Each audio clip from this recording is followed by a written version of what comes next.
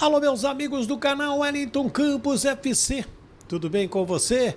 Pois é, Vasco e CSA na Copa do Brasil, né? Sorteio foi hoje na sede da CBF, a gente acompanhou e quero trazer o Carlos Amodeu, que é o CEO do Vasco da Gama, está acumulando a vice-presidência aí de futebol e ele tem assuntos importantíssimos para tratar. Paê vai ficar, não vai? Léo Jardim vai ficar, não vai? Puma Rodrigues. A gente já deu uma passeada nesse assunto em 2 vídeos anteriores aí, mas agora uma palavra do Vasco da Gama. Então, tem peso, né? Então, eu não vou nem fazer aqueles trâmites que eu gosto, né? Se inscreva. Já eu te peço para se inscrever. Vai se inscrevendo aí, dando joinha.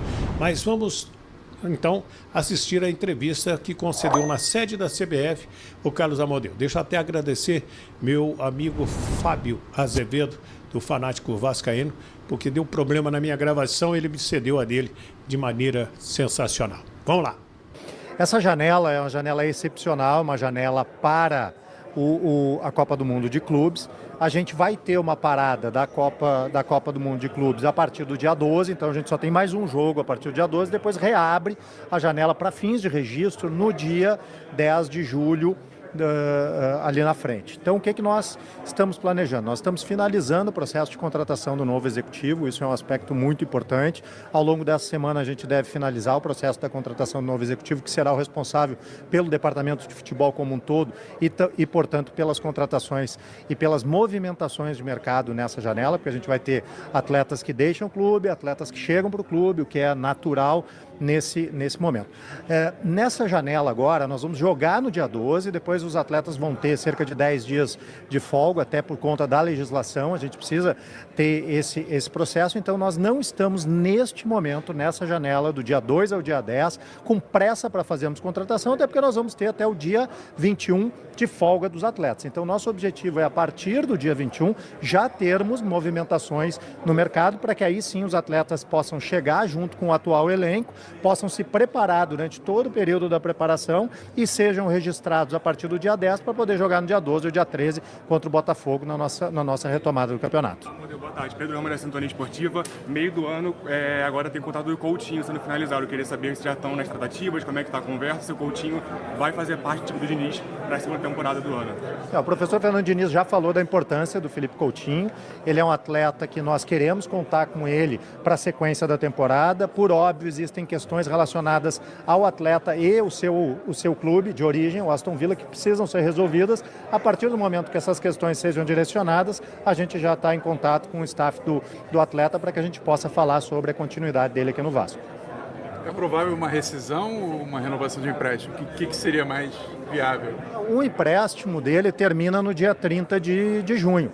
Nosso objetivo é a permanência do atleta. Acredito que entre o Vasco e o atleta nós não teremos problema. Agora nós precisamos verificar a situação do atleta com o Aston Villa, para que a gente tenha condições de dar continuidade ao contrato dele. Já tem uma definição em relação ao Paê também, que também tem um contrato depois da janela? O contrato do Paê, ele encerra no dia 31 de 7. Nós já estamos em contato com os agentes do jogador para acertar, inclusive, um eventual término antecipado de comum acordo do contrato do atleta, até porque nós vamos ter uma parada agora a partir do dia 12 até o dia 12 do mês subsequente. O contrato dele vence 15 dias depois, né, da retomada da competição. Então a gente já está em contato com os agentes do atleta para que a gente possa acertar um término antecipado do contrato de trabalho dele, considerando toda a importância que esse jogador tem não só para o futebol mundial, mas aqui também na sua passagem para o Vasco, para que a gente possa fazer o encerramento desse ciclo da melhor forma possível. Amodeu, eu queria falar um pouquinho sobre os sorteios. Hoje foi definido também o caminho do Vasco na Sul-Americana e agora há pouco foi definido o caminho também na Copa do Brasil. Queria que você falasse um pouco sobre os dois adversários, um que já era conhecido na Sul-Americana, mas também o caminho na Sul-Americana e o caminho na Copa do Brasil. Na Copa Sul-Americana, propriamente dito, a gente tem um adversário extremamente duro.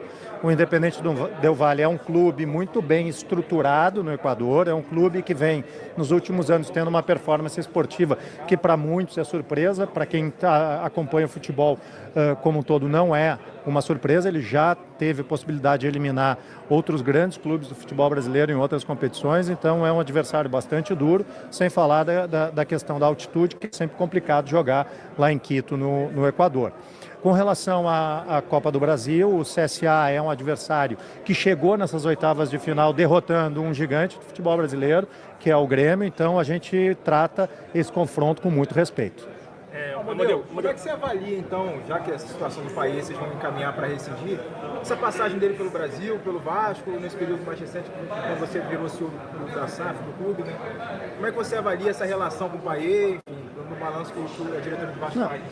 A relação com o atleta é, primeiro, de total profissionalismo do atleta em todos os momentos que ele esteve conosco no Vasco. É um atleta renomado mundialmente, é um atleta que neste ano teve uma minutagem menor do que poderia ter tido, tem todo um reconhecimento, vai ter sempre o nosso respeito e o nosso objetivo de buscar um término antecipado do contrato dele de comum acordo com os seus agentes, é por todo o respeito que esse atleta tem, não apenas dentro do Vasco, como no futebol mundial. Em algum momento vocês chegaram a cogitar que poderia estender com ele? Quando é que houve a decisão de fato de encerrar esse ciclo com o país? As questões no departamento de futebol a gente vai avaliando e reavaliando semanalmente, cotidianamente, a gente vai reavaliando essas questões e nós chegamos à conclusão de que o melhor neste momento para o Vasco é que nós pudéssemos deixar o contrato dele terminar e buscássemos outras soluções para essa posição. Amadeu, a gente tem ainda a situação do Léo Jardim, que tem uma renovação automática no contrato, mas ainda sabe que está negociando. Como é que está essa situação? Chegou alguma proposta por ele? Como é que está essa negociação com ele? Bom, a gente tem um diálogo permanente, não apenas com o staff do atleta, como com o próprio jogador. Na semana passada nós apresentamos uma nova proposta para o atleta, uma proposta que nós consideramos muito justa pelo desempenho que esse atleta tem, que o torna um dos atletas mais bem remunerados do elenco do Vasco. Esperamos que a partir dessa proposta que nós apresentamos na semana passada, a gente possa concluir essas negociações muito em breve com uma solução saudável para todos, tanto para o atleta quanto para o clube. Então, o Carlos Amadeu, que é o CEO do Vasco da Gama, o que você achou? Paê não fica. Eles querem até antecipar o final do contrato do Paê. E vamos ver o que eles vão arrumar aí. Então, agora é essa questão das contratações. E eu quero o seu comentário com o seu nome, o nome da sua cidade. E pedir para você deixar aí o seu comentário. Se não se inscreveu ainda, se inscreva. O Wellington Campos FC está passando tudo aqui embaixo. Paga nada não, dá aquele joinha para fortalecer o nosso trabalho. Você sabe que você vai ajudar demais a gente continuar a crescer. Hoje aqui. Em 2025, o Vasco jogou 34 jogos. O Paê fez praticamente metade, 16. Sabe quantos gols tem o Paê em 2025? 0. E 4 assistências. 0. O Coutinho jogou mais, 24 jogos, 5 gols e 3 assistências. Então vou pegar um número macro, número total. E mesmo assim é pouco, né, Fábio? Vamos combinar, né? Mesmo assim é pouco, né? É praticamente a cada 5 jogos o Coutinho faz um gol. E a cada 8 ele dá uma assistência. É pouco, para o que se espera de um milionário Coutinho.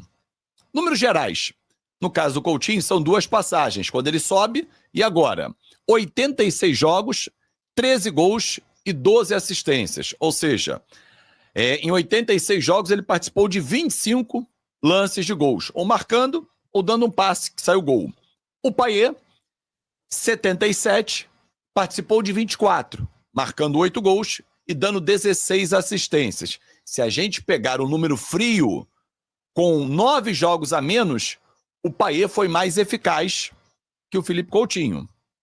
Porém, eu, Fábio Azevedo, se fosse presidente do Vasco, não renovaria com nenhum dos dois.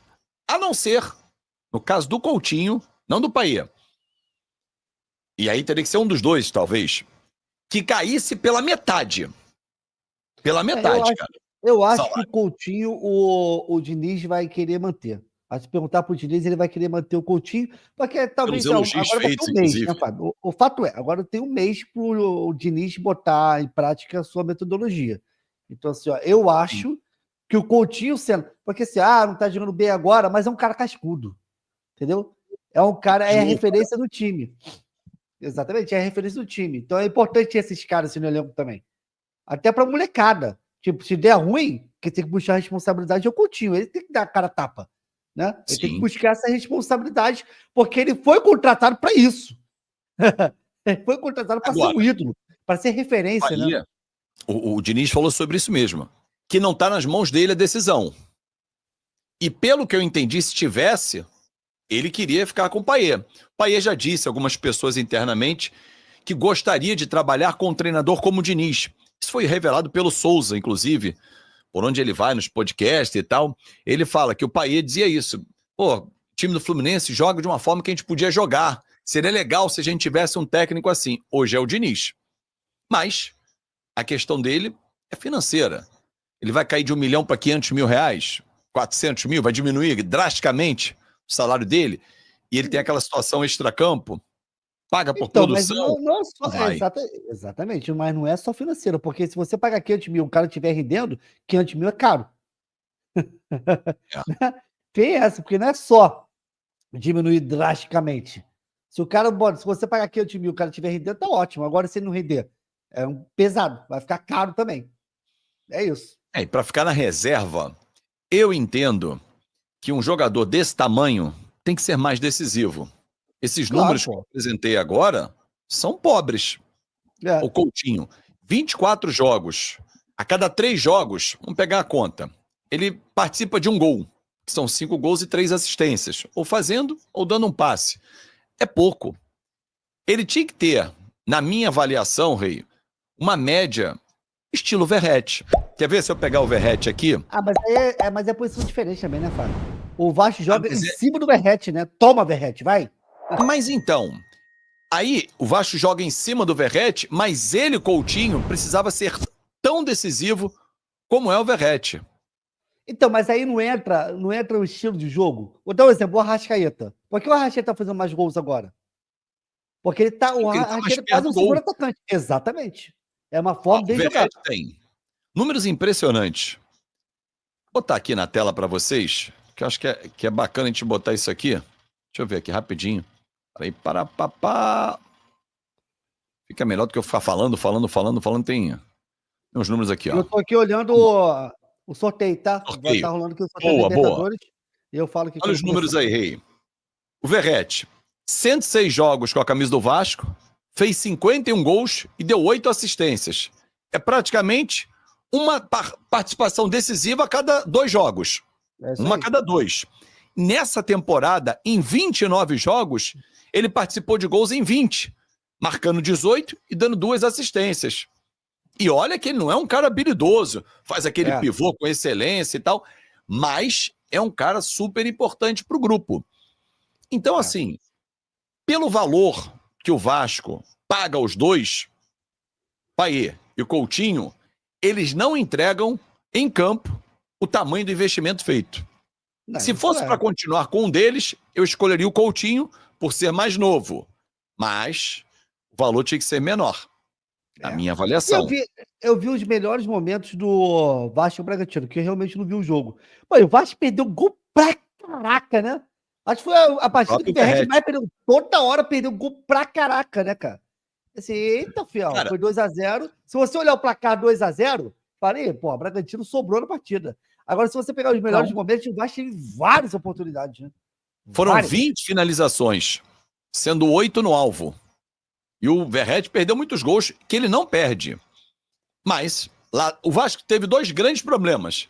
Ofensivo, que foi o Verratti, principalmente perdendo gols que ele não perde, e defensivo, onde o João Vitor falha clamorosamente no gol, no segundo, e no primeiro Piton. Então, assim, o próprio Diniz falou isso. Falhas que causam uma derrota, porque o Vasco jogou, teve volume, com posse de bola, finalização, Não vou nem contar cruzamento. Foram 44, mas aí cruzaram de tudo que é lugar também. Mas eu digo efetivamente quem participa do jogo, que vai fazer o gol, que seria o Verratti. Ryan perdeu um gol incrível também. Então, assim, eu entendo que o Vasco poderia ter tido melhor sorte no jogo. Só que o placar tá lá, amigo. 2-0 contra 15º lugar. Vai começar agora o sorteio da Libertadores. Primeiro pote. Já pegou o primeiro pote. Atlético Nacional. Atlético Nacional. Você tá vendo? Consegue aí ver também, não? Peraí, eu tenho que ir num outro site aqui pra ver. Peraí, que eu tava vendo. Aí a bola. Salve, torcedor do Vasco, sejam bem-vindos ao Vasco Full, todos os dias conteúdo exclusivo do Vasco pra vocês. Antes de mais nada, deixa seu like, se inscreve no canal, ativa o sininho das notificações para não perder nenhuma notícia do Vasco da Gama. O Vasco que tem a intenção na contratação do zagueiro do Corinthians, Félix Torres, convocado até para a seleção do Equador, né? Um jogador de seleção, da seleção equatoriana, que vem passando por um mau desempenho na equipe do Corinthians, porém o Vasco vê com uma possibilidade no mercado e pode dar negócio. Deixa a sua opinião, o seu comentário, o que você acha sobre isso. Deus abençoe cada um de vocês, tamo junto, forte abraço e vamos Vasco!